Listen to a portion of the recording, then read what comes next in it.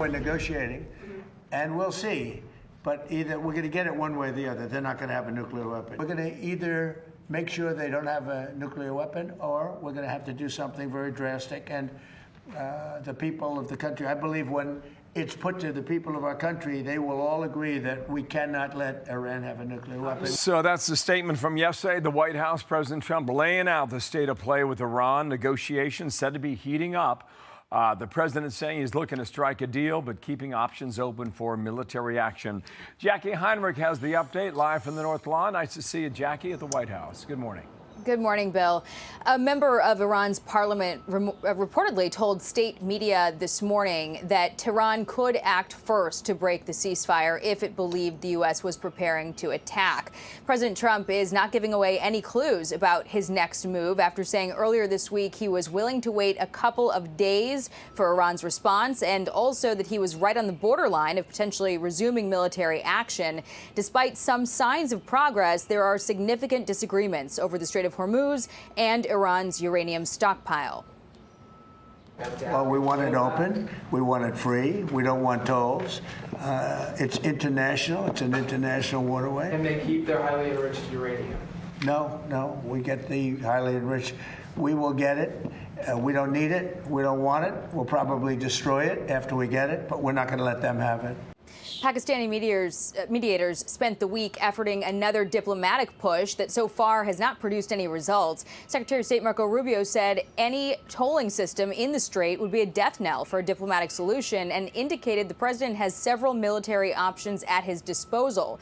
Tensions now at a head 6 weeks into the ceasefire and disrupting the president's invitation to attend his son Don Jr.'s wedding this weekend in the Bahamas. He'd like me to go, but it's going to be just a small little private affair, and I'm going to try and make it. I'm in the midst. I said, you know, this is not good timing for me. I have a thing called Iran and other things. That's one I can't win on. If I do attend, I get killed. If I don't attend, I get killed by the fake news. The IRGC has reportedly also warned renewed attacks would trigger retaliation beyond its region. Bill. All right, Jackie. Thanks, Jackie Heinrich, North Lawn there. Dana's got more now. So Dan Hoffman is a former CIA station chief and a Fox News contributor. Jillian Turner said she's going to try to ask Marco Rubio about apparently the Iranians say, OK, now negotiations are going to heat up. And I feel like if we look back to every Friday for the last several weeks, that's what we report. Yeah, I think the Iranians certainly have used this ceasefire, which has gone on for weeks now, to rearm and to reconstitute. And meanwhile, they've shut down the Strait of Hormuz, disrupting the global economy. That also gives them more leverage. Had we opened the Strait of Hormuz and then begun negotiating, we would have been the ones with greater leverage. We don't just want the strait opened, as Secretary Rubio has emphasized. We want to deal with Iran's nuclear program, as well as that highly enriched uranium we want out of Iran.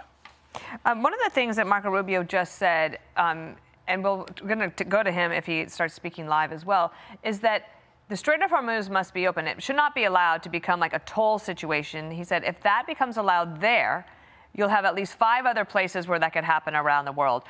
And I haven't really heard them talk about that enough yet. I thought that was very smart and very important for us to think about. Let me get your thoughts on it.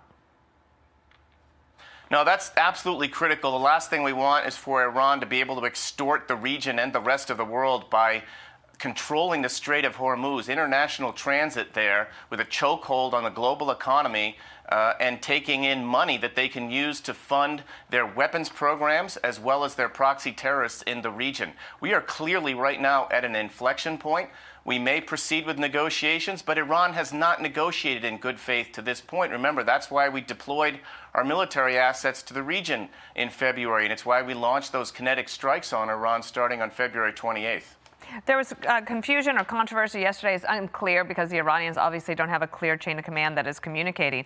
But the Institute for the Study of War said this about the uranium issue, that Iranian officials appear divided over potential nuclear concessions, especially whether Iran should send its highly enriched uranium stockpile abroad. Where do you think it actually sits in the negotiations?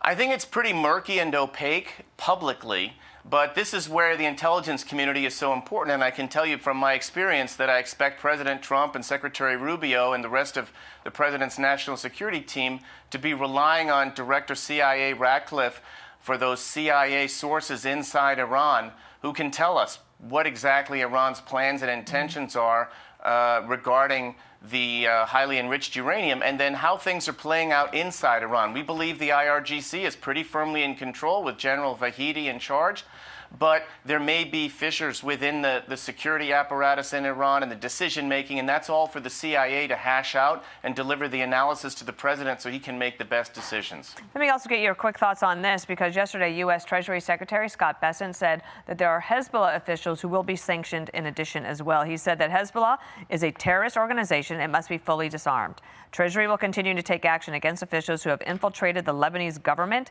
and are enabling Hezbollah to wage a senseless campaign of violence against the Lebanese people and obstruct lasting peace. From your intelligence point of view, what do you think he's learned there? Yeah, clearly we've learned something about which Lebanese officials are supporting Hezbollah. There were a couple of them, one in the Lebanese armed forces, the other an intelligence officer who were sanctioned. This is a good, solid policy where we're taking the fight to Iran's proxy terrorist, Hezbollah. Remember, Israel took the fight to them literally with that pager operation. We're also dealing with them diplomatically. We've got a ceasefire in place between Israel and Lebanon. We're trying to build out the capacity of Lebanon's institutions, specifically the Lebanese armed forces. This is a good long-term strategic plan for the region. Okay, Dan Hoffman, thank you so much. Could be a busy weekend. We might see you again. Thank you. Thanks. And I mentioned Marco Rubio. He's speaking now in Sweden. Let's listen to him here. It's global commitments for our military. So we are constantly reevaluating where we're positioning forces. And since the first day of this administration, the Department of War has been working on that, and that's known to our allies.